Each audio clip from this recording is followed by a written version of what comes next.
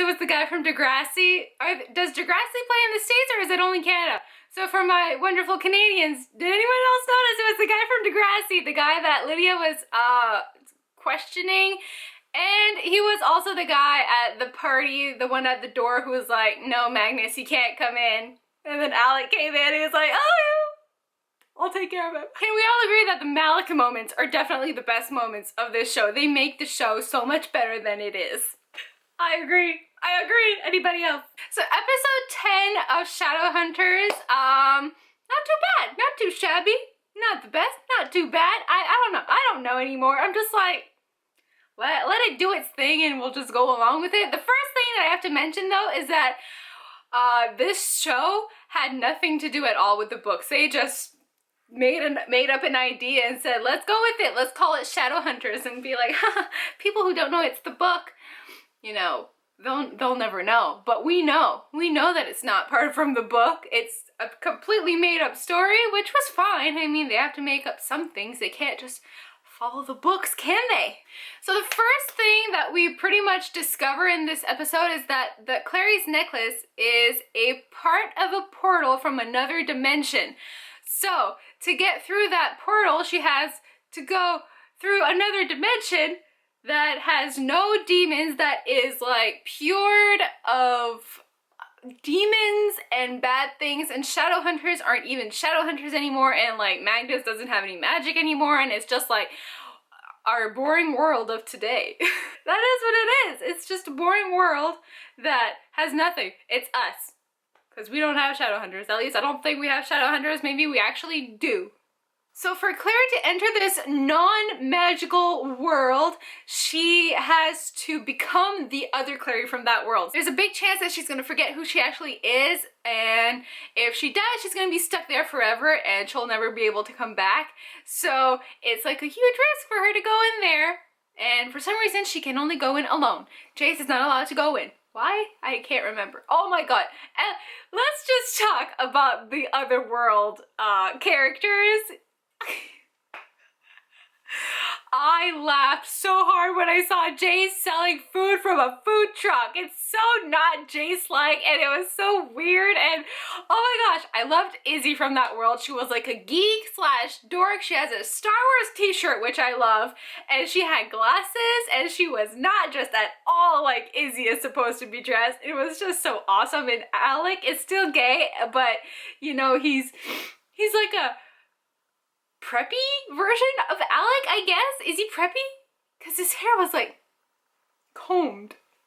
His hair was all done up. And Simon was like really hip and hipster in that episode. He had a leather jacket and he was going out with Izzy and everything just went so well for Simon. And I love Simon in this episode. I love Simon more and more and more as time goes on and as the episodes go on. He's just such a great actor. I love Alberto. He's so fantastic as Simon. I love him so much. For one of the first times ever, I actually really liked Clary's acting when she entered the portal and she saw her mom and she was like, oh my god, Mom, it's you, you're alive, you're okay. And then she saw Valentine and she almost killed him in that portal. She should have. The moment that I freaked out the most was when we saw Church. Church, the cat. What an ugly cat, I must say. It's not at all what I imagined Church to look like. I imagined Church to have short hair, not long hair, and a pointy nose, not a flat face like he had. It was not the Church that I imagined, but we saw Church for the first time ever. We didn't see him at all in the movie, so having him in this episode was so fun, and I'm reading about Church in Lady Midnight, and it's just so much fun. I love it, I love it, I love it, I love it, I love Olivia. That's the second time I do that in the video. I actually kind of liked the not virtual, but other world Jace than our Jace. He was funnier. It was not as serious. He didn't talk like Batman all the time. But we did get a very Batman-y voice of Jace this time when he got hurt. Alec. Fucking Alec.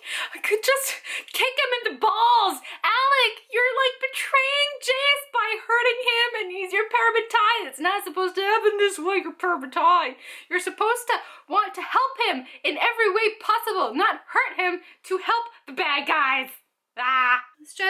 It's not Alec, and he's betraying Jace, and he's not being a good parabatai, and this would never happen in the books because Cassandra Clare knows how a parabatai works, and it's not right that Alec is willing to hurt Jace and weaken his bond of parabatai-ness. It's just wrong. It's not natural. Alec, why? He even said that Jace was dead to him. What? No. Fucking Alec. It's a good thing he has the most beautiful smile in the world because I would actually hate his guts. Now I'm just mad at him. I don't hate him yet. But if he didn't have that beautiful smile, I would definitely hate him. Like, so much. Virtual Alec, I say virtual, you know what I mean, right? The other world Alec had a very more outspoken personality about his sexuality. He was like, oh, Magnus, you cute. Let's hang out. Alec was much more Magnus-y in the other world than in the real world. It was much more like, ooh, I like you. You're gonna like me. We're gonna go dance. And then Magnus has to go and help Clary. Michael Whalen. I'm pretty sure that Michael Whalen is not actually Jace's dad. I mean, he's actually his dad, but he didn't raise him.